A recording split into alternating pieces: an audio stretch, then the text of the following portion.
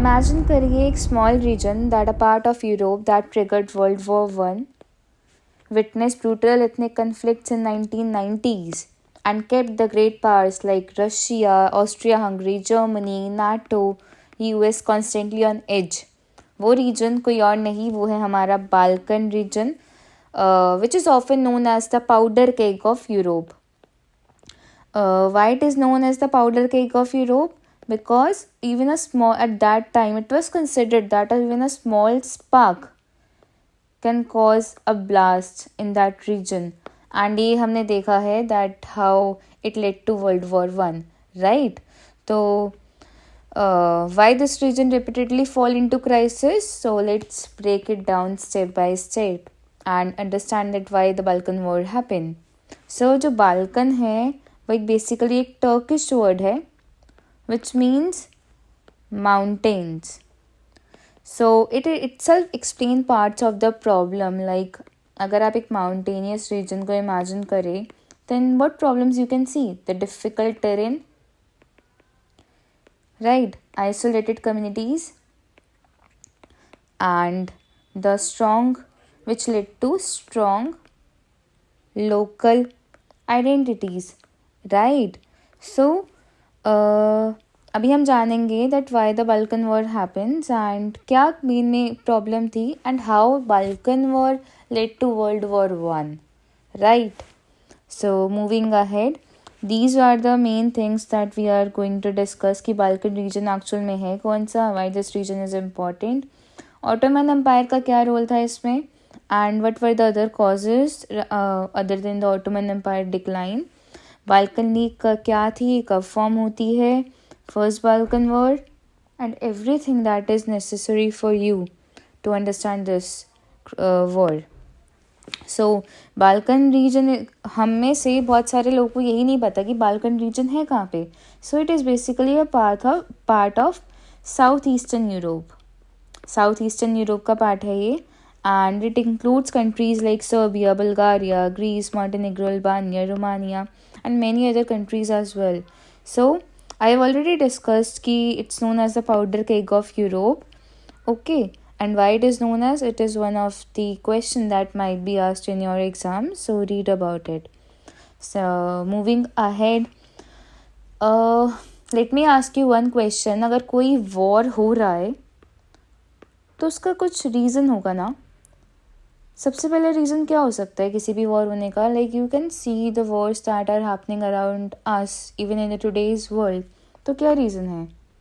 One of the central reason is this self interest. If states are participating, different states are participating ना, then they want this to get fulfilled. तो हम जानेंगे जो different Balkan states हैं उनका क्या क्या अलग अलग एम था, क्या क्या मोटिव था एंड उनका कॉमन गोल क्या था, सब जानेंगे. तो Serbia wanted the Kosovo and Macedonia, Bulgaria wanted Thrace and parts of Macedonia, Greece wanted northern Greece and the strategic port of Salonika. You need to remember this, it's an important point. And Montenegro जो था वो एक बहुत small state था, तो it wanted to expand and Albania wanted the independence.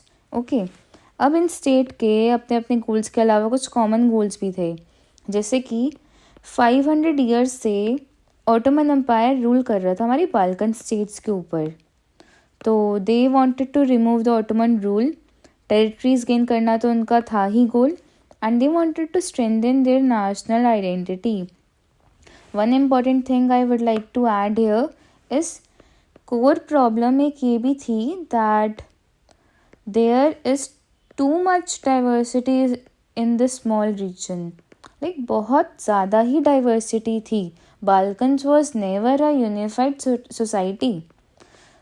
It is a complex mixture of ethnic groups, religions and different languages and cultures. आप imagine करिए अपना नेबरहुड, अगर वहाँ पे अलग अलग कल्चर के, एथनिसिटी के, लैंग्वेज, अलग अलग लैंग्वेज बोलने वाले एंड काफ़ी अलग अलग तरीके के लोग रह रहे हैं, तो क्या ये पॉसिबल है कि वहाँ कन्फ्लिक्ट ना हो? इमेजिन करके देखिए and then you will get your answer, right? तो बाल्कन लीग के ऑटोमन एम्पायर का डिक्लाइन होना तो एक कॉज था ही, तो जो ऑटोमन एम्पायर था उसका एडमिनिस्ट्रेशन से लेके पॉलिटिकल अथॉरिटी तक सब वीक पड़ गया था। तो at that time Ottoman Empire को as a sick man of Europe बोलना शुरू कर दिया गया था। तो that was the reason, and also there were other reasons as well, like as we have discussed earlier, the rise of nationalism. different ethnicities के लोग होंगे तो उनमें like they want to make their own nation ना, तो ये एक बहुत बड़ा रीज़न था। फॉर्मेशन ऑफ बाल्कन लीग में कौन कौन था, कब फॉर्म हुई, इसके बारे में भी हम पढ़ेंगे। And the influence of great powers like Russia, Austria Hungary, Britain, France, Germany, इन सब का भी इन्फ्लुएंस बहुत ज़्यादा था। लाइक रशिया ने सपोर्ट करा सर्ब्स को। ओके, क्यों सर्बिया को सपोर्ट कर रहे थे? क्योंकि एक तो उनका खुद का सेल्फ इंटरेस्ट था that they want access to the warm water ports, and दूसरा वो स्लाविक पीपल को अपना इंकरेज करना चाहते थे to get united. Okay, second Austria Hungary is played a very important role even in the world war one starting, तो आपको ये याद करके रखना है ऑस्ट्रिया हंगरी। ओके, तो ऑस्ट्रिया हंगरी जो था ना, it is always fearful of the Serbian expansion. इसको हमेशा ही डर लगता था कि जो अगर सर्बिया एक्सपांड हो गया then it is not good for the Austria Hungary. तो ये था। Britain and France balance of power चाहते थे, एंड जर्मनी सपोर्ट कर रहा था हमारा ऑस्ट्रिया हंगरी को। ओके, तो बाल्कन लीग फॉर्म होती है हमारी 1912 में। इसमें आपको मेनली 4 स्टेट हैं, उसको आपको याद कैसे करेंगे? SBMG, S stands for Serbia, B for Bulgaria, G for Greece and M for Montenegro। 1912 में फॉर्म होती है, एंड इसकी फॉर्मेशन कौन सपोर्ट करता है? हमारा रशिया। ओके, क्योंकि उसका खुद का सेल्फ इंटरेस्ट था, ये आपको याद रखना है। ओके, इनका एम था ऑटोमन रूल को रिमूव करना, अपनी टेरिटरीज को एक्सपैंड करना। In 1912 the first Balkan war happen. तो Balkan league versus the Ottoman Empire, ये मेन इसमें एक्टर्स थे हु वर पार्टिसिपेटेड। एंड सबसे पहले जो हमारी मॉन्टेनेग्रो था, इसने ही Montenegro attacked on Ottoman Empire in 1912 October, and इसके बाद one by one other state started participating, like Serbia joined, Greece joined and Bulgaria joined. So the first Balkan War led to the defeat of the Ottomans, and most of the European territories that were under the Ottoman Empire, like they lost most of them. All right. So this war led to the reshaping of the map. New independent Balkan states were formed, and one treaty was signed. You need to remember the name of this treaty. Treaty of London was signed in 1913. जो treaty signed होती है, It was signed on 30th May 1930. It ended the First World War. Ottoman Empire जो था वो nearly lost all its European territories and ceding most of them to the Balkan states. Albania जो था हमारा independence चाहता था, it became independent, and Serbia and Montenegro ने अपना बहुत ज़्यादा expansion कर रहा था। मैसेडोनिया के बारे में जानना बहुत important है। सबसे पहले तो ये जानना ज़रूरी है कि वाई मैसेडोनिया को लेके ही इतना आर्ग्यूमेंट क्यों होता है? क्योंकि मैसेडोनिया में ना कोई सिंगल एथनिक ग्रुप नहीं था, कोई भी सिंगल एथनिक ग्रुप नहीं था। यहाँ पे अलग अलग एथनिसिटी के लोग थे, जिसकी वजह से किसी भी एक रीजन का इस पे क्लेम करना वॉज वेरी डिफ़िकल्ट। तो मैसेडोनिया का जो डिवीज़न होता है ना, it act as a spark for the occurrence of Second Balkan War. While the Balkan League has achieved its goal of ousting the Ottomans, there were disagreements that I have discussed already over Macedonia. जो हमारा Bulgaria था ना, it felt cheated. इसको लगा कि यार मेरे साथ गलत हो रहा है, that I have played a very important part during the first Balkan War, but जो मुझे पार्ट दिया गया है, जो मेरा शेयर है वो बहुत ही ज़्यादा कम है। तो अब जब एक स्टेट का सेल्फ इंटरेस्ट को पूरा नहीं हो पा रहा, देन क्या होगा? It led to second Balkan war, right.